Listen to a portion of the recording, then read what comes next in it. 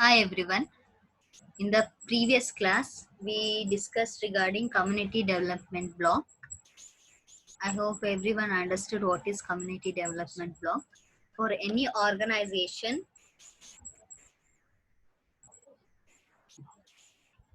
in order to develop, money is required. Likewise, only in to develop this community block also money is required. So today we'll see stages of development of block. Stage 1. Here, it is a first intensive development stage. It is in the primary stage. They'll take lot of care regarding this block, and they'll provide nearly 12 lakhs from the government. They'll release the fund of 12 lakhs from the central government. In the second stage, for further 5 years, they'll provide 5 lakhs of fund. In the first stage, they'll provide 12 lakhs. In the second stage, they'll provide 5 lakhs. But in the post stage of second, here at the end of 10 years, they'll not release any fund from the central government, but the state government has to take the responsibility of the financial matter. So in the first stage, uh, 5 years they'll give 12 lakh. In the second stage, for the 5 years they'll give 5 lakh. But in the last third post stage second, here at the end of 10 years, they'll not give any fund, but state government has to take the responsibility. This is regarding stages of development of block. In the April 1978, the government has in, has in, has introduced the program called Integrated Rural Development Program. In short, we can call IRDP also. Uh, the purpose of this IRDP is to eliminate the poverty and to improve the quality of life of rural poor people. Target families of IRDP are agricultural laborers. Agricultural laborers means who will work in as a labor in the field, but they are not the owners. They are just laborers in that particular field. Next, small cultivators. Here, the farmers who will cultivate small crops like vegetables, flowers, but they'll not cultivate large crops like sugarcane, coconuts, and village artisans who'll do artwork, and craftsmen means who'll do handwork. These are all the target families for IRDP. Next, we'll see support provided under IRDP. The people of target families were provided resources and skills. Who are interested in that particular field, for those people, from the government itself, they'll give the training, they'll give certificate, and they'll give the required equipments also for them. And from the bank, they'll give the loans for them, and subsidies by the government. For example, from the government, if they are taking 10 lakh means, only the people has to pay back 7 lakh, but remaining that 3 lakhs, we can call it as subsidies. It is an example. This is regarding support provided under IRDP. Next, implementation. In the beginning, we know, in the beginning, central government took the initiative. Next, state government took the responsibility. Now this scheme has to implement under district only. So this IRDP is being implemented through District Rural Development Agency.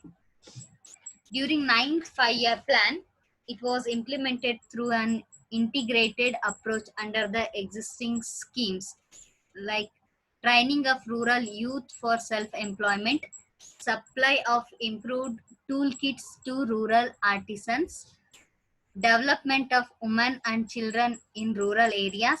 Lastly, Ganga Kalyan Yojana. These are all the schemes implemented in the district.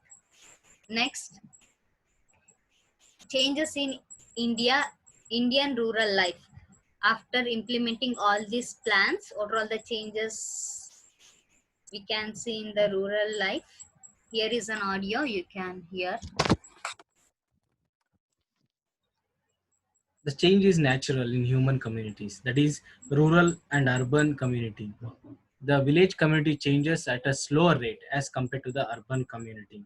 The changes which can be seen in rural communities are uh, number one, like you can take it as a family system. The peculiar characteristics of village community is like to be in a joint family, but nowadays we can see that they are losing that its importance, and nuclear family have taken the place of joint family system. And next is like marriage system. The changes which have occurred in marriage system is like there are a lot of changes occurred in the marriage system as well, like intercaste marriage, but it is not completely implemented in the rural areas, but like up to some extent, up to, in a rare cases, intercaste marriage are also been happening nowadays. And qualities of mate in education, beauty, appearance, and economic pursuit given preferences. And also like a low expenditure of marriages. If you take in the olden days, like they used to, if marriage is programmed like in the family, so they used to do like 3 days, 4 days. And even still now, if you take north India or north side of the India, so they'll plan for the marriage for 3 4 days minimum. But nowadays you can see that the marriage like expenditure on marriage has been reduced. And also like few people will get, in order to cut off the expenditure, they do get the register marriage. And also less rituals performed on marriages as compared to old marriage, like as I mentioned. So like they won't go for the ritual activities or the religious activities, but they go and finish the marriages in the register office itself. And also like one of the major changes which has occurred nowadays is a child marriage system is no more prevalent. So like there is no more a child marriage you can see anywhere, like in the rural areas or also in the urban areas. And the next is the caste system. The caste system in the village has lost its hold. The restrictions and the caste system related to mode of living, dress up, etc. are removed. So everyone has been treated as human beings, and everyone has been treated equally in nowadays in the villages. The next, a living standard. The living standards of villages have gradually gone higher as compared to the previous timings. So what are the changes you can see in the living standards? So if you go check, if you cross check, or if you see the dress, or the dress worn by the boys, girls, and also like people, there's a lot of changes. Like the boys nowadays are wearing pants, and the girls are wearing skirts, and also even the girls are wearing jeans as well. And also like use of heavy artificial ornaments. So like what are the ornaments you can see in the urban, the cities, you can also find those ornaments in the villages as well.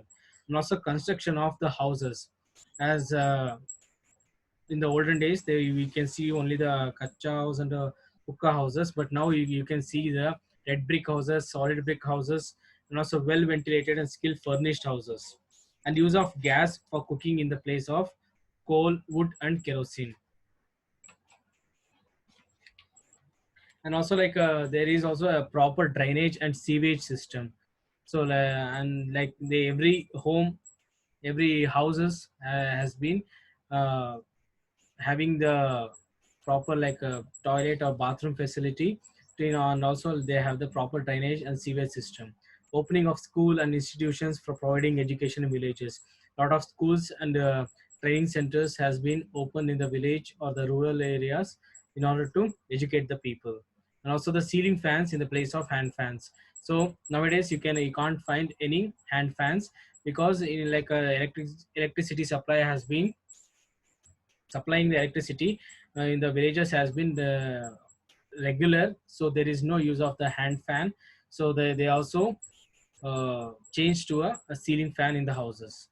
And the next, economic system. The change related to the economic system include increased production with use of new methods of new scientific instruments. And like more banks have been opened, like more ATM blocks has been opened in the rural areas as well. There is no uh, banks or like no uh, ATMs or which related to a particular bank. We can't say there is no bank, the ATM which is not available in the villages. And also financial assistance by the government, and also establishment of rural cooperative societies. So you can see a lot of cooperative societies as well in the rural areas to in order to support the local people. And the final, the political system. The villagers are now conscious about political system due to media such as newspaper, radio, and television.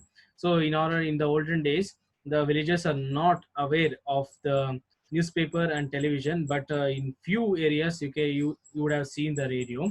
But nowadays the newspaper, radio, television, all the three has taken places, and the as and also playing a prominent role in order to uh, give the information for the villagers about the political system, the political parties, and also the current situation. The politics of country has made deep roots into the peaceful life of the village people.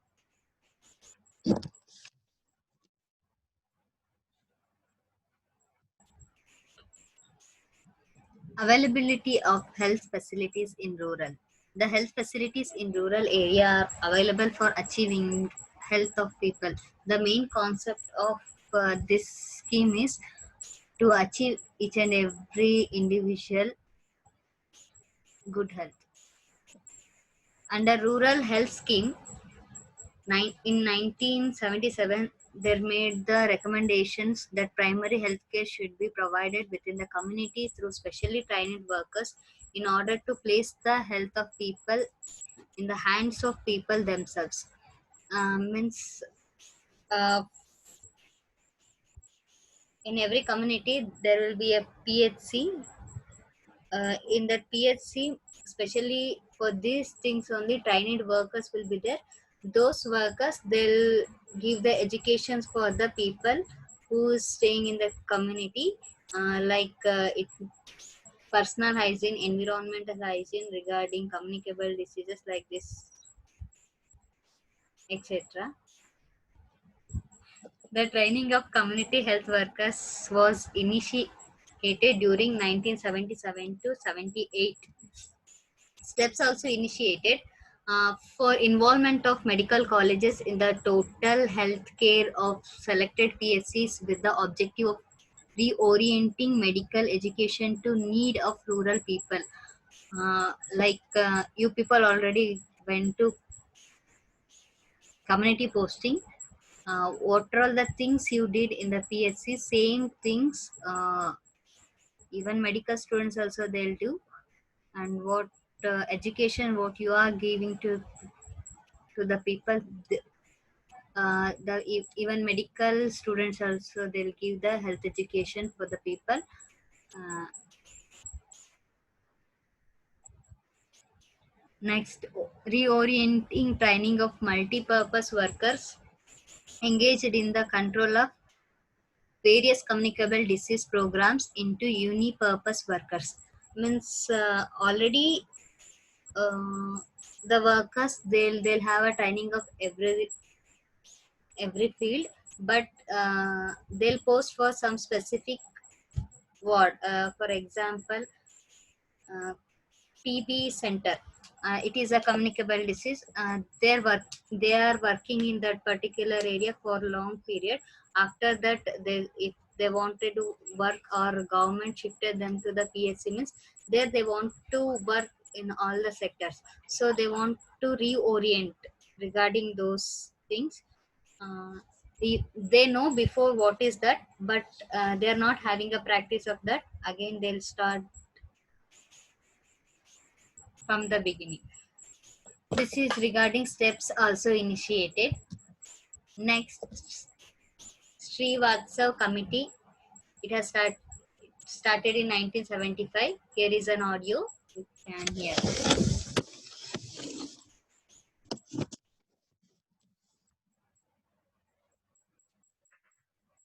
On the recommendations of Srivatsav Committee in 1975, three-tier system of healthcare delivery was established in rural area. In 1983, Parliament approved the National Health Policy based on primary healthcare approach. This policy laid down a plan of action for reorienting and reshaping the existing rural health infrastructure. One of the basic tenet of primary healthcare is universal coverage and equitable distribution of health facilities. Healthcare must reach to the farthest areas of rural and everyone should have access to it. So, based on the Srivatsav Committee's recommendations, the healthcare, their aim is to cover the whole rural area to the farthest rural areas so that everyone should have access. This is the primary goal and their intention.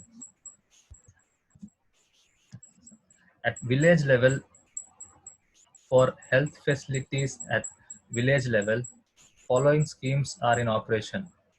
Village Health Guide Scheme, training of local DIAS, and Integrated Child Development Scheme.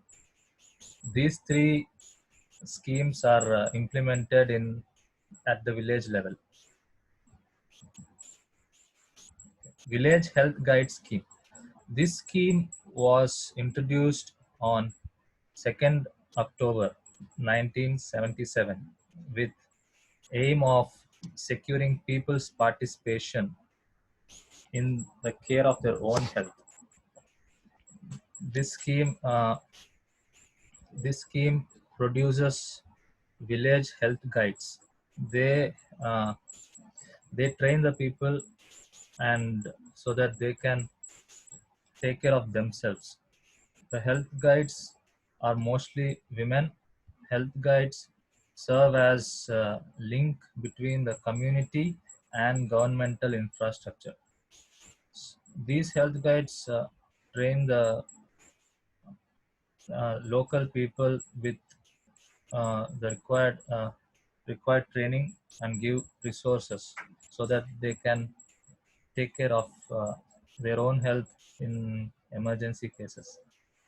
Health guides provide first contact between the individual and health system. So in this case, we can see that the health system is uh, governmental infrastructure linked and the individual is uh, a village person, a common person, and the health system is linked to the individual through these health guides. The health guides are selected from local community having education up to 6th standard. These health guides should be able to provide services every day for about 2 to 3 hours. So this way the education level up to 6th standard is enough for the health guides so that they can be trained to provide services. They are given training for a period of 3 months, during which they get stipend of rupees 200 per month. With this amount, they are provided as a salary, and training is provided to them in the nearest primary healthcare center or sub-center. Services that are provided by health guides are, after training, are treatment of minor or simple ailments. Simple ailments means anything from pain, joint pains, or even diarrhea, fever, etc. Minor problems which can be taken care at home and without much equipments or uh, health care units. First aid care.